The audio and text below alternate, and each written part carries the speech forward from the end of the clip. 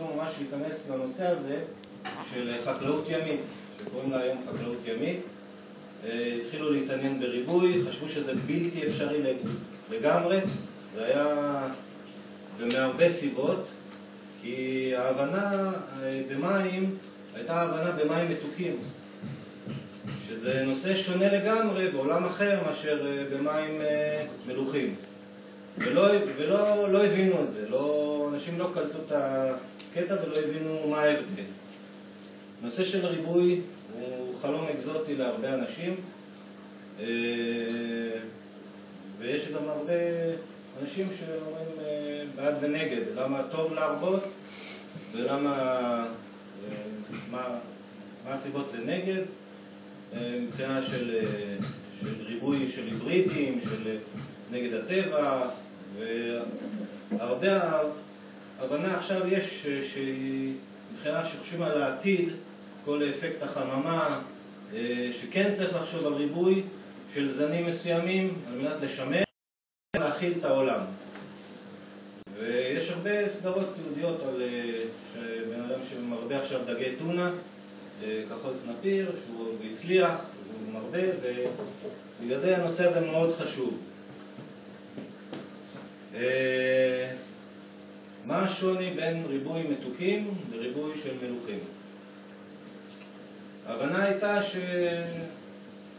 שחשבו, כלומר במים מתוקים הריבוי הוא תמיד קרוב לקרקע, בסביבה מוגדרת, וגם המים הם פחות או יותר נקיים, מי נהרות, תמיד איזה ביוטופ קטן ששם נעשה הריבוי. ברוב המינים של מים מתוקים, אני אומר ברוב, כי יש חסרי חוליות, וגם כמו דג הסלומון, שהלארבות שלו יוצאות לים, חוזרות לנהרות, שרימפס ג'פוניקה, מים מליחים בלגונות שם. אז יש חלק קטן שכן מתרבה במים מלוחים וחוזר אחרי זה לידה, אבל רוב החיים במים מתוקים הם בביוטופ קטן, סגור, באזורים מסוימים, עם תנאים מסוימים. והלארבות שלהם לא נוסעות רחוק ולא שתות מרחקים עצומים, אלא במים מתוקים זה בסביבה קטנה. עכשיו, כל החיים בים, במים מתוקים כמעט אין פלנקטון. תחשבו על זה. ובים, רוב החיים נעשים בתוך מרק סמיך של עצות, של זופלנקטון, של מיקרואורגניזם. בתוך המרק הזה בעצם מחיה את כל האוקיינוס ואת כל מה שאנחנו מכירים. מאלמוגים, ריפים, דגים, הכל. בלעדי השרשרת המזון הזאת, בעצם חיים לא התקיימו בים. ולכן ההצלחה בריבוי שהתחילה ב-1973 נעשתה אחרי שהבינו את השרשרת מזון הזאת, ורק ב-1973 הצליחו להכיר את שרשרת המזון הקטנה הזאת, שזה עצות, פלנקטון, אז בעצם זה הרוטיפרים, מי שמכיר, לא יודע מה זה, מכירים כולם, נכון? כן, כן. אז זה רוטיפרים, ואז התחילו להצליח, ומה הצליחו? כמובן עם הדגי ליצן. ועם ההצלחה, אז באה עוד סקרנות, הצליחו להרבות, חשבו שזה בלתי אפשרי. ובנסיבות מסוימות הצליחו עם דג הליצן. כלומר, כולנו יודעים שהוא דג חזק מאוד, כולנו יודעים שהוא דג גדול יחסית, הלארבות שלו גדולות יחסית, הם בין הלארבות הגדולות ביותר שקיימות, זה 4 מילימטר, הם יוצאים בוקעים בגודל של 4 מילימטר, ואז הם יכולים גם לאכול טרף גדול. ואחרי זה שאני אמשיך, אז אני אפרט מה זה אומר.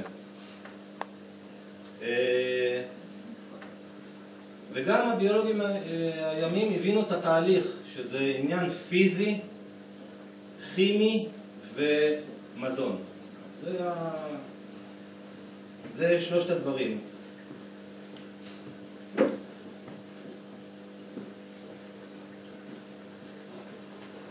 עכשיו זה מה שהיה בעבר. מה קורה היום? היום כולנו בונים מערכות הייטקיות, עם משאבות, עם תאורה, מדי טמפרטורה. כל הנושא הפך להיות הייטקי, הציוד זמין, יש ייבוש של מזון מיוחד, ולכן יותר ויותר חובבים מצליחים גם להרבות זנים אחרים.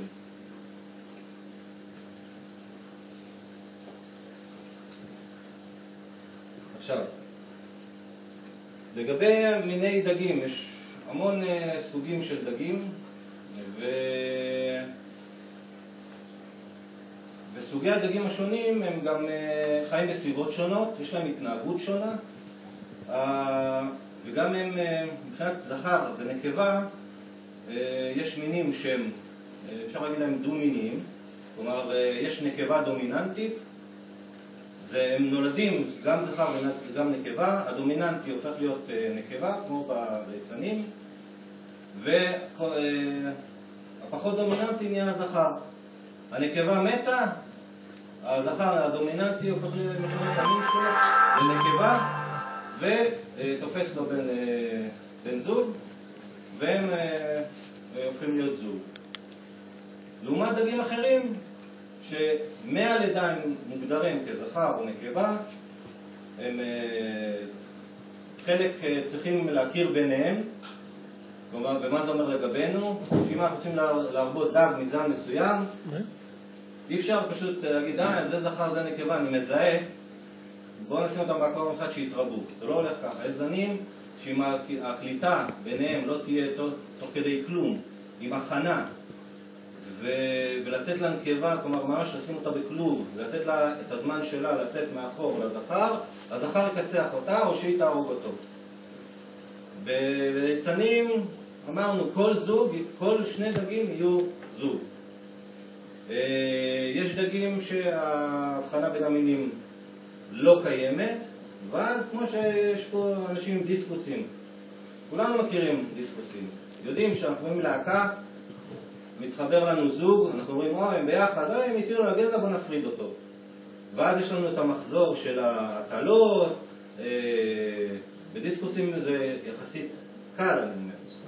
למה? כי הדגים אוכלים את המוקוס של ההורים, לאחר מכן אוכלים רוטיפרים, ארטמיה, מובקעת. אז אותו דבר בהמון זנים של דגים מלוכים, קונים להקה, ואם מתהווה לנו זוג, אפשר להגדיר אותו כזוג, מפרידים אותו, וכמו בדיסקוסים, מצפים להטלות. לגבי ההבנה שלה, ופה אני לא ארחיב את היריעה, כי אז לגבי ההבדלים בין המינים, אבל זה נגיע. לקבוע לנו איזה סוג או זן של דג אנחנו רוצים לגדל. בהתאם לזה אנחנו נקנה את הדברים שאנחנו צריכים, או לבנות המערכת שמתאימה להם. אם נתחיל להגיד, אני רוצה סוסון ים, או אני רוצה אבוב, דג חליל, או פרקול, העומס על בן אדם אחד בריבוי ביתי יהיה רב מדי, וההצלחה שלו כמעט בלתי אפשרית. גם ככה ריבוי לבן אדם אחד זה דבר קשה מאוד. אני הצלחתי, כמו קרדינלי יותר קל, אבל עם אוסלאריס, בגלל היה לי חודש חופש, הצלחתי. האכלה 5 פעמים ביום, מעקב אחרי הזוג, לראות מה חסר להם, אם הם צבעים טובים. קשה מאוד להרבות. אז צריך להגדיר, וממש להיות עם משמעת עצמית, להגדיר מה אנחנו רוצים להרבות. אחרת לא נצליח. מצאנו זוג, אנחנו מתחילים לעקוב אחריו. לעקוב אחריו ולראות שהם באמת מסתדרים, עם הצבעים טובים. איכות המים מאוד חשובה פה. מאוד חשובה ביציבות של איכות המים. לא ייתכן, זוג לא יתרבה אם היציבות כמובן תשתנה. פתאום פיג'ר, מליחות משתנה, טמפרטורה לא הקפדנו, זה לא הקפדנו. אין יציבות, הסיכוי להתחיל ריבוי שואף לאפס. מזון, גם כן זה נושא חשוב, נדבר עליו בנפרד. מזון זה דבר חשוב מאוד.